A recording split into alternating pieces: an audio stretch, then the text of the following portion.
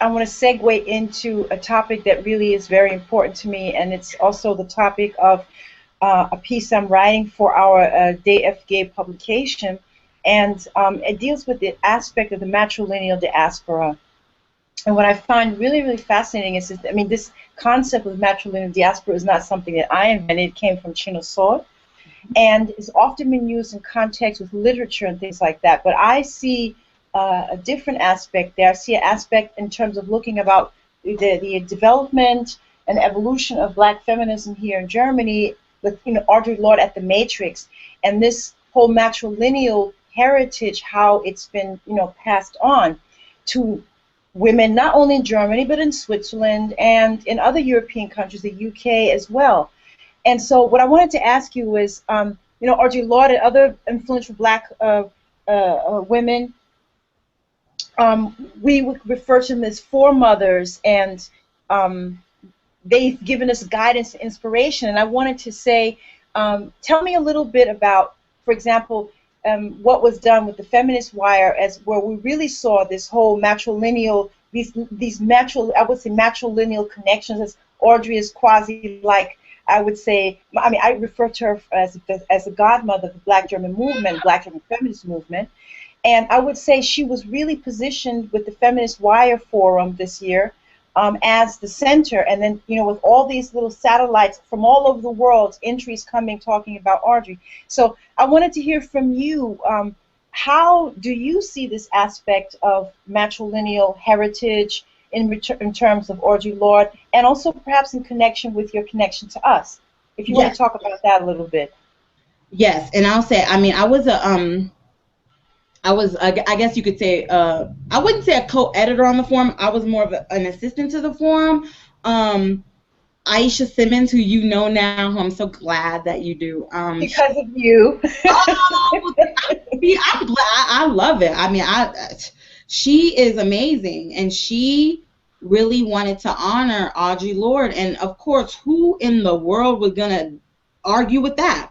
I mean, I think for us who have studied her work and who teach her work and who try to live through her work, have really sort of been disappointed by how her legacy has been boiled down to the master's tools will never dismantle the master's house, and then people misinterpret it half the time anyway, and people don't know her work on difference. People don't know her work on, the erotic, the uses of anger. I mean, when I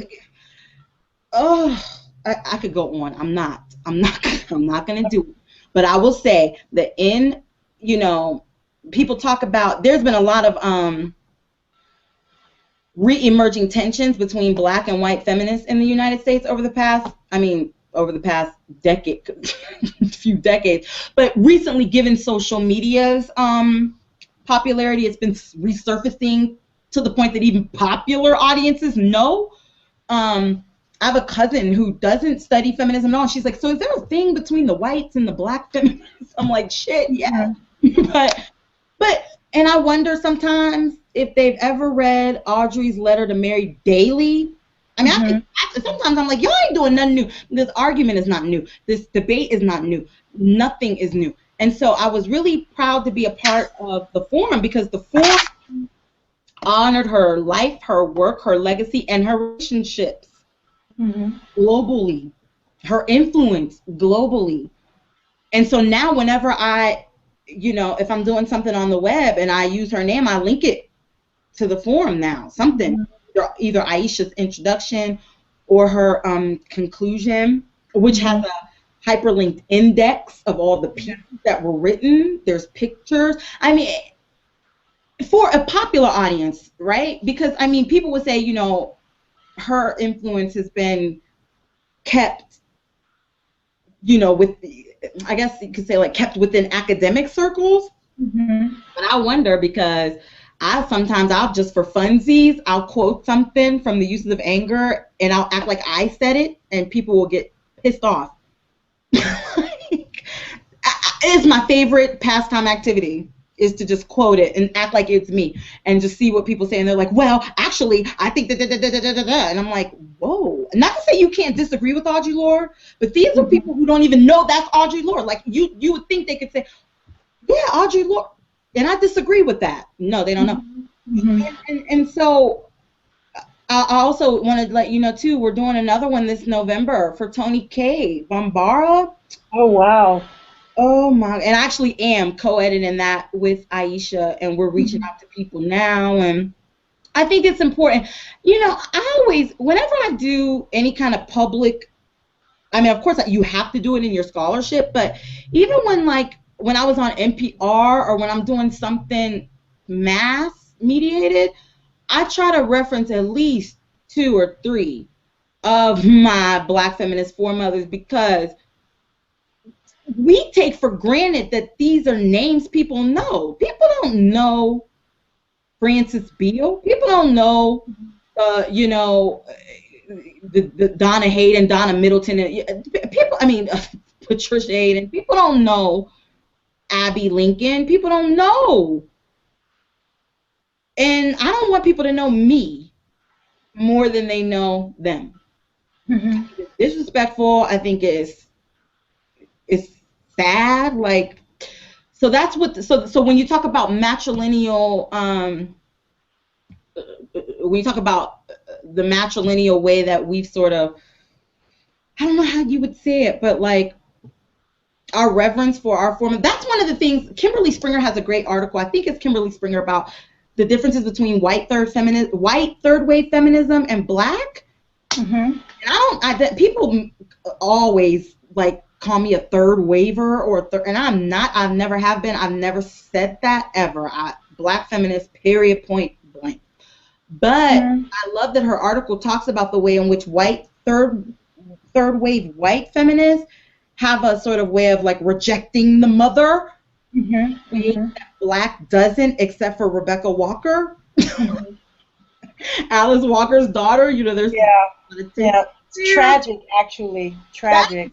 And you know, Aisha and I have been talking about doing a motherhood forum, and that is one of the reasons why we want, if we do it, we want to be so careful, because I mean, you want to be honest without creating tragedy and trauma for your mother or your daughter. So, but we respect. At the Feminist Wire, we respect our foremothers and want to honor them any chance we get.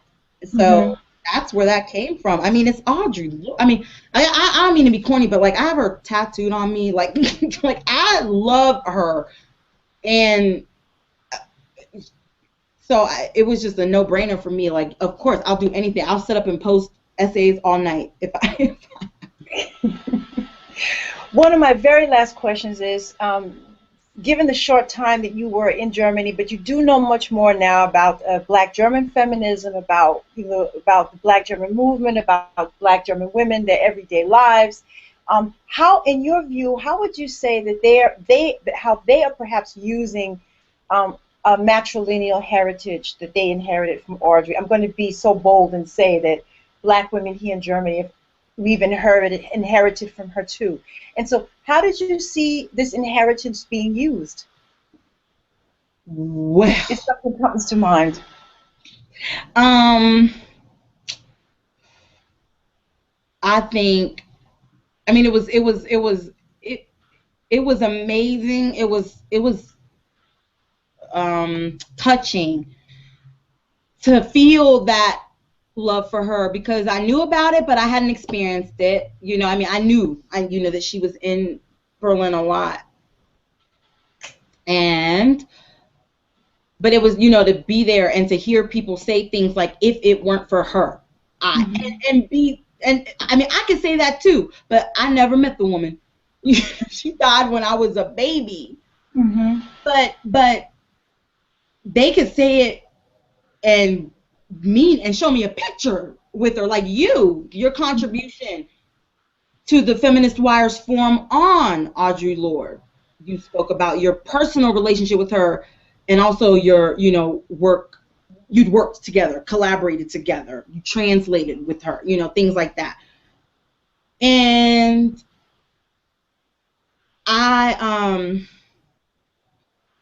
so you know, Audre is all over, you know, Berlin and Germany. And I wish, you know what, this, you didn't ask me this, but I wish my Aim was like that here. You know what I mean? Like, we don't even know who she is. I didn't know who she was. Well, perhaps you can contribute to making her know. I mean, but there are circles in the United States about Black German studies. Yes. Perhaps not Colorado, but there are circles. There are scholarly circles where people, Yes. have really Yes. done her work. But as I said, I don't know about the situation in the Midwest. Well, Tiffany Flourville, for instance. Yeah. In Tiffany's writing also a piece for our publication, and I'm editing this gender and diaspora section. Tiffany is submitting a piece for that, which I'm really excited about. She and I connected on Facebook, and I just think she is I can't wait to meet her in person. Like, you could just, it's crazy. I don't even want to go there with the social media, but there's something, it seems like really cool people. I mean, she was really open to me, really friendly, really welcoming, and I think she is definitely a champion of this kind of thinking and this kind of work, making those connections and maintaining those connections, just even on a personal level, you know what I mean? Not just about let's do this article together and never talk again ever, you know what I mean? But I do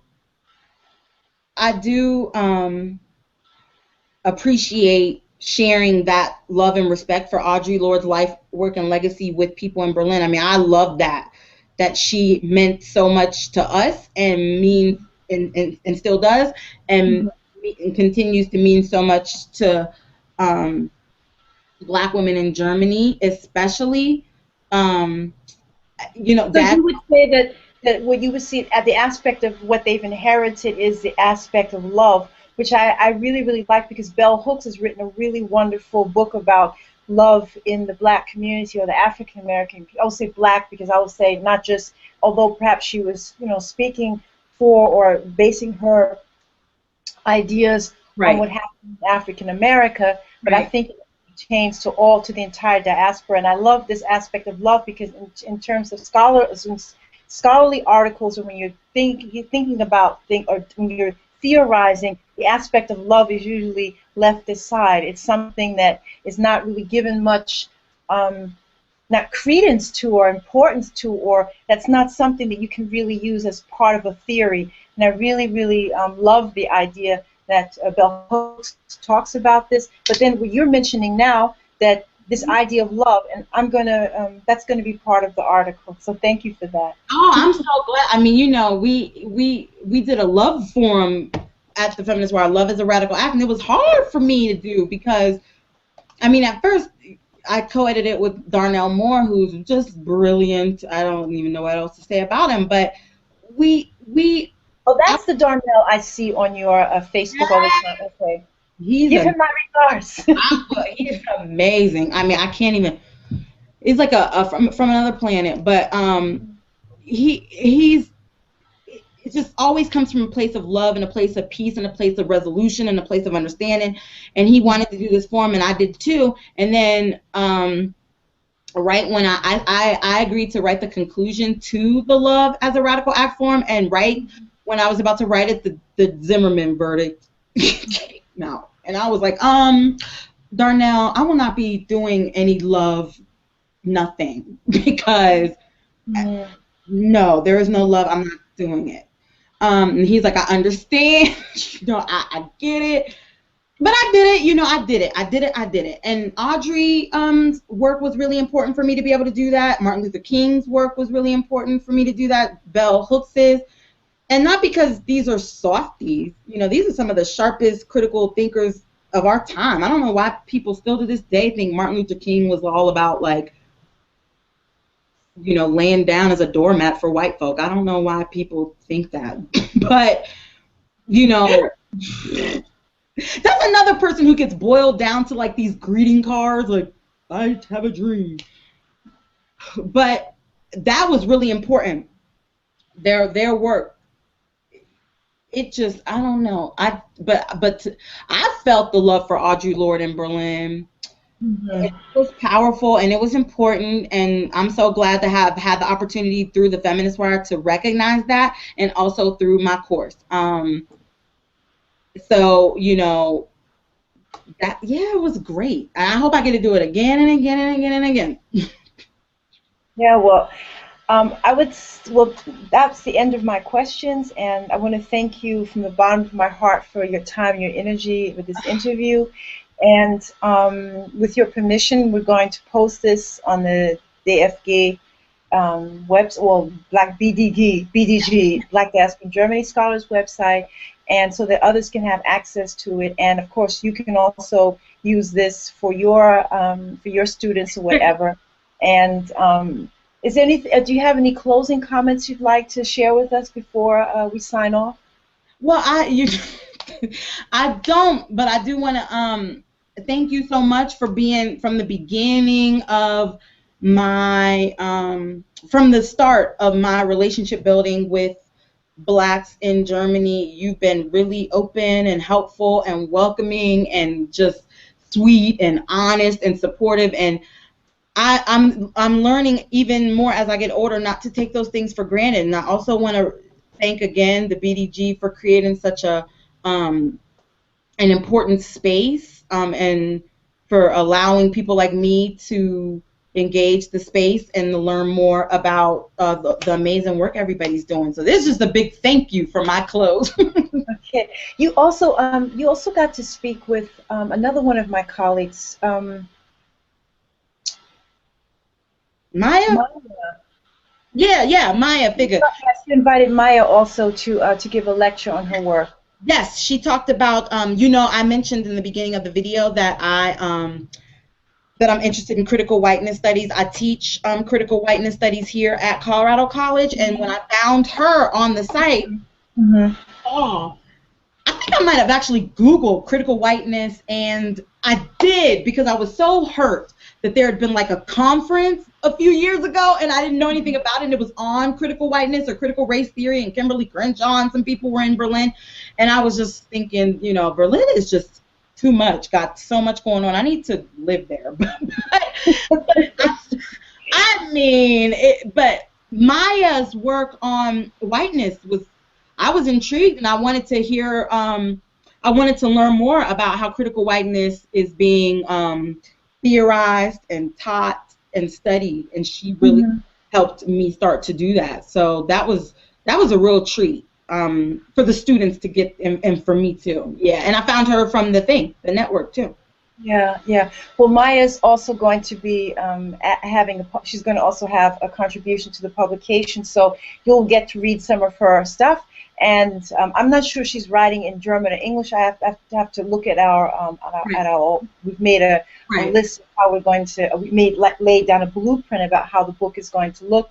But I'm sure she'll be, if she's writing her text in German, I'm sure she'll be more than happy then to make a summary in English to send it to you and be able to read. Yes, I mean, so many people have been so, I went to a Daima talk at Frauenkreise, and another one too that was supposed to be in German, and they were like, oh, we'll do English, as much as we can for you if you want to come. And so, Germans are tough, but so sweet and so welcoming too. Like, I mean, it's just, I know I was treated like family, once I got there, even before, like with you, and that was, I won't ever take that for granted, ever. Well, it was a delight, Heidi, to meet you and your students. You have some amazing students. That was a fantastic day. It's a day that I'll never forget. And thank you also for this opportunity to have given a lecture and also to do this interview with you right now. And as I said, this material can be shared between us both. And thank you for your time and for your energy. And we'll definitely be in touch. Yes, we will. Thank you, Cassandra.